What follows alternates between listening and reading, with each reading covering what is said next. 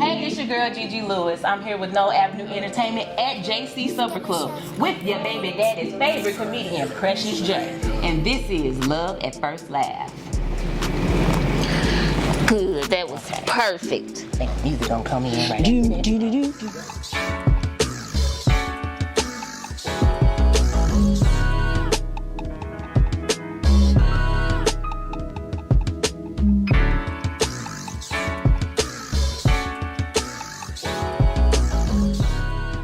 We are here with Precious J Dorsey. Thank you, Precious, so much for joining us at Love at First Laugh. Thank you for having me. So we do want to talk about you and your comedy career because to me it is very important. I feel like for St. Louis it would be important as well because we don't really see too many female comedians booked and busy as you do. I mean, I take my hat off. I'm truly impressed. Thank you. One of the reasons why we were seeking you out. Just to get your comments and your thoughts on how the comedy industry here is and how you feel about it. So we do recognize and applaud that you are the winner of the 2020, where was it? St. Louis Funniest Person Contest presented by the Helium Club. Yeah. So what kind of doors or what opportunities has that opened up for you? Locally, it opened up a lot of opportunities. Like I got to host for Tommy Davidson, Michael Collier, a couple of other funny people, Godfrey, Steve Ranazisi, a bunch of people. Being booked, period, whether it's at the Helium or not, just having that title behind you definitely make people more interested in wanting to get you part of whatever. So I was already funny, but you know, getting that recognition definitely helped get the word out there, I'll say. Yes. Help my following grow. Most definitely. Now, were you the first Black female comedian? Yes. To win? Okay. Yes. Right here in Black History Month. I love Okay, it. I'm Black just saying, knowledge. cuz. Yeah. Well, known history fact. Okay, I did make history a little bit though. I did. I was the first Black woman. I'm gonna drink a little bit to I'll that. drink to that too. What's up, sweet? Salute. Yeah.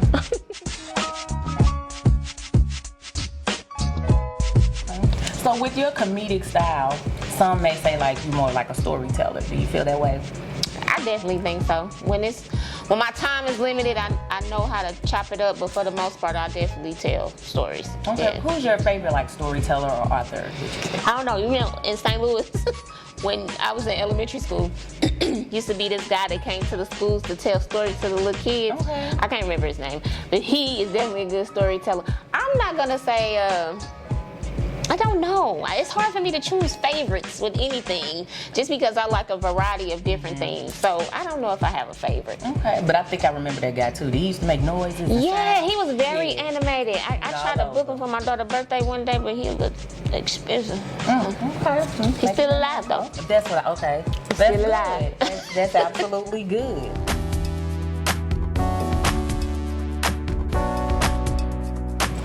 So with a lot of comedians, we take our life experiences and our pains and we try to take it to the stage and make it funny. How did that make you, or at what point were you able to get comfortable enough with that to be able to do that? I think I was comfortable from the start. Just first of all, when you're a comedian, nobody ever knows what's true and what's not. They don't know if you're telling the truth or not. So I took that idea and it was just like, you know, I can talk about my life. They don't know if I'm telling the truth or if I'm talking about me. But I don't know. I was always kind of comfortable with that part of it. Nervous before going on stage because you want to do well, but always comfortable with the stories that I had to tell. Okay. So with all this, how long have you been doing this though, Precious? I have to ask. I started in 2012. So technically like 10 years. But I really don't count the first few years because I wasn't serious about it. So, but When you say you weren't serious, like, what do you mean? So I was kind of in and out. Like I would go to open mics sometimes, but I wasn't really committed. Like, hey, this is a career. This is something that I really want to do. Like I was like, it's fun. I do it when I feel like it. But then once I turned 30, I was like, okay, you gonna take it serious or not? And I took it serious. And I mean, it showed. You get out of whatever you put into something. So yeah, it showed. Well, it definitely does show.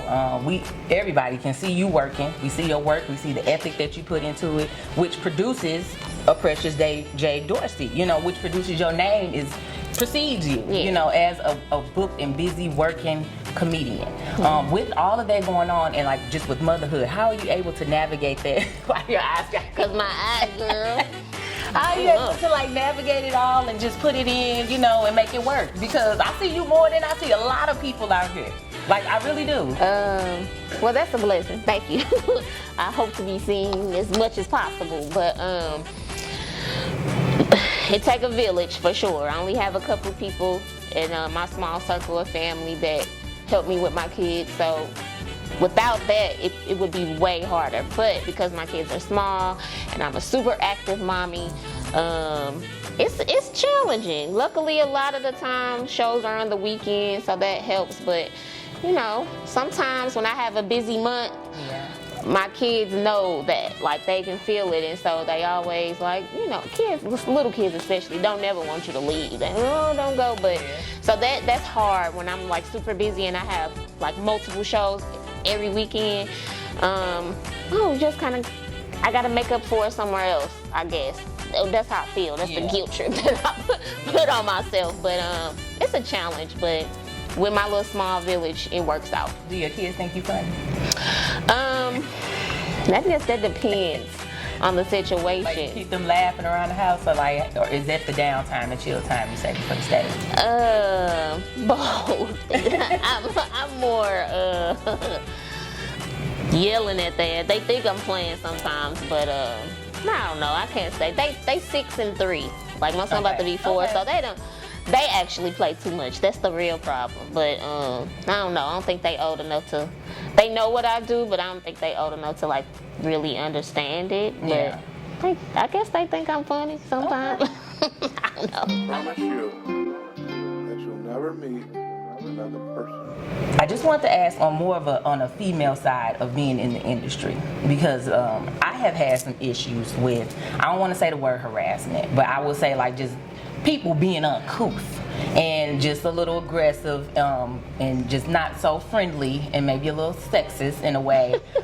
Just dealing with that, and I would say maybe kind of infringed on the edge of a safety issue. I want to say maybe a couple of months ago, I was coming out of an open mic. I just went up and did the open mic, and when I came out, I had got robbed. And just for the safety of it all, I just want to ask you, like, how do you feel going to all these different open mics and going or practicing your craft, doing all your shows, like just on the safety side, like how do you maintain that? I've never had that happen to me before. No, that's fine. That's fine. So that was just my experience. Well, yeah, I mean, you still just want to be, you know, aware of your surroundings. Even if you are aware, sometimes you can't control what somebody else is planning to do. I've never had that experience. I've had some people like be space invaders, like, you know what I mean? Like, I don't know, you tell funny stories, especially when you talk about the opposite sex. Men sometimes take it upon themselves to like voluntarily let you know that they either everything you was talking about or everything you wasn't talking about to try to prove themselves. But I don't know, I just kind of be me, regardless of if you at an open mic or wherever. Just I would always kind of, especially at night, try to leave out with somebody. But I don't know, I've never had that experience before. But as a woman, period, you know, it's rough trying to just feel safe, especially in St. Louis. But I don't know, I just mind my damn business for real, and I don't I don't go to open mics as much as I used to either. Okay. So that's something else. So. Okay. Has being a female in the comedian space, has there been any? Well, I'm pretty sure there has been challenges. Can you recount any of those, or want to speak on any just entertainment, life, world, period. I was. Oh no, it ain't stopping nothing. But just the entertainment world, period, is a male-dominated world. Mm-hmm. It's more males doing it than it is women, and even if it's not, they get more opportunities just because, you know, it's a man's world. That's how stuff operate.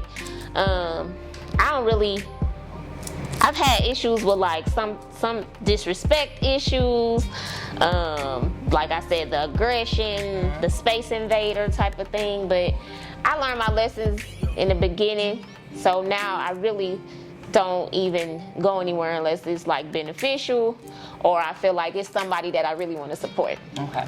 Other than that, you don't see me until I'm booked. So had saw a post on Facebook. A comedian had put a post up that said, and I'm gonna paraphrase it. It said that female comedians who aren't funny on stage result to twerking. What are your thoughts on that? I would agree to a certain extent. I don't think he should generalize all female comics. I ain't twerked on the stage. I ain't saying I never did a little pop before, but that ain't my thing. You know what I mean? It can be true. It's not the only truth though. So, you know, it just kind of depends on who you're dealing with. But yeah, I've seen it.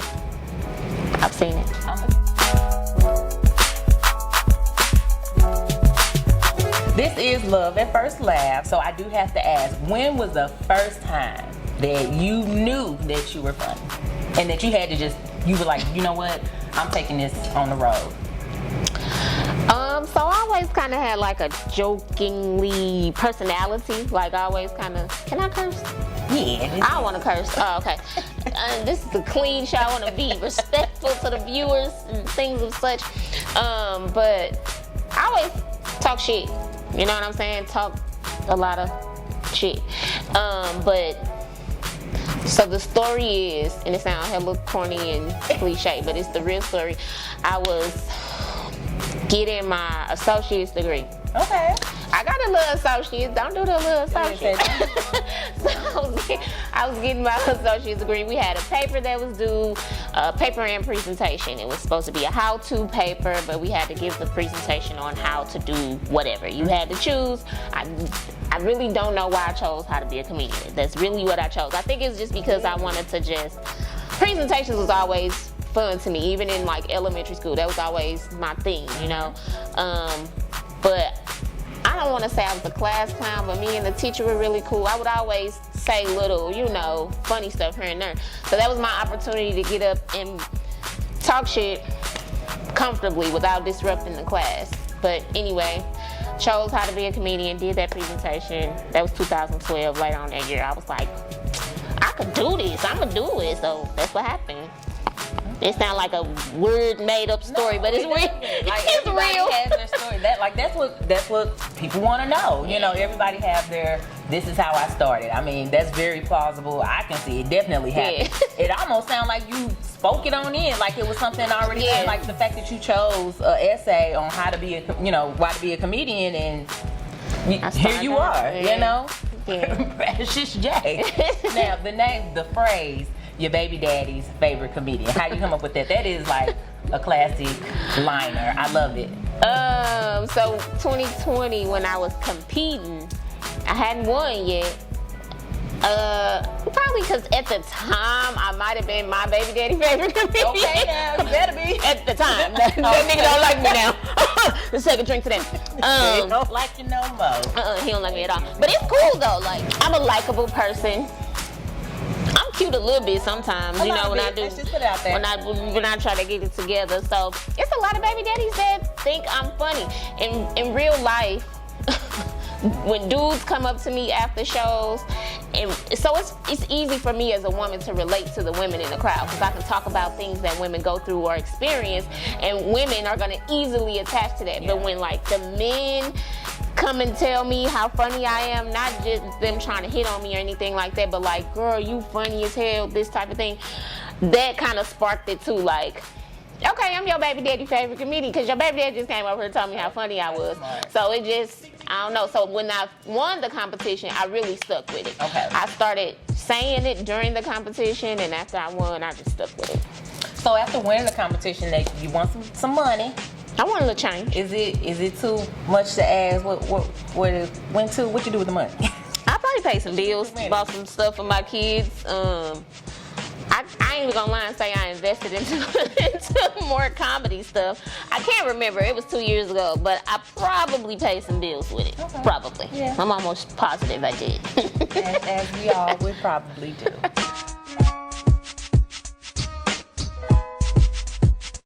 So Precious, where can we find you coming up next? What are your next shows?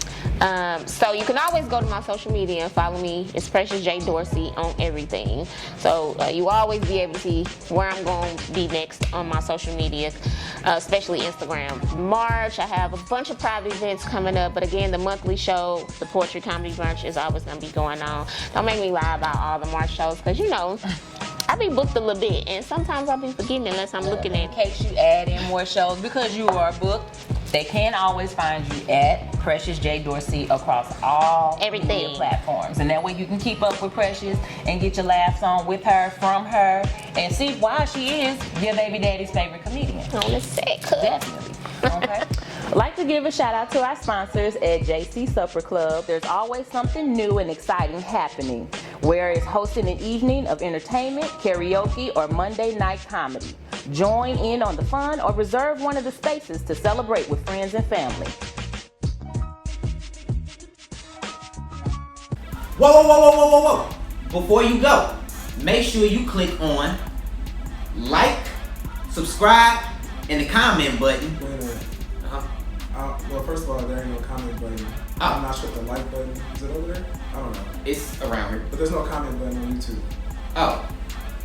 Make sure you subscribe, like, and comment. And also, before you go, make sure you watch our other videos here Wait. and here. Wait. What? What are you pointing at? Where the videos go? The videos ain't that high. You pointing up to like the address bar. Oh. Well, hell. Here and here. Where our other videos go. Or here and here. Wherever they pop up, make sure you click and watch. And again, thank y'all for coming on our block. Or our hood. Forget. Whatever it's gonna be, thanks.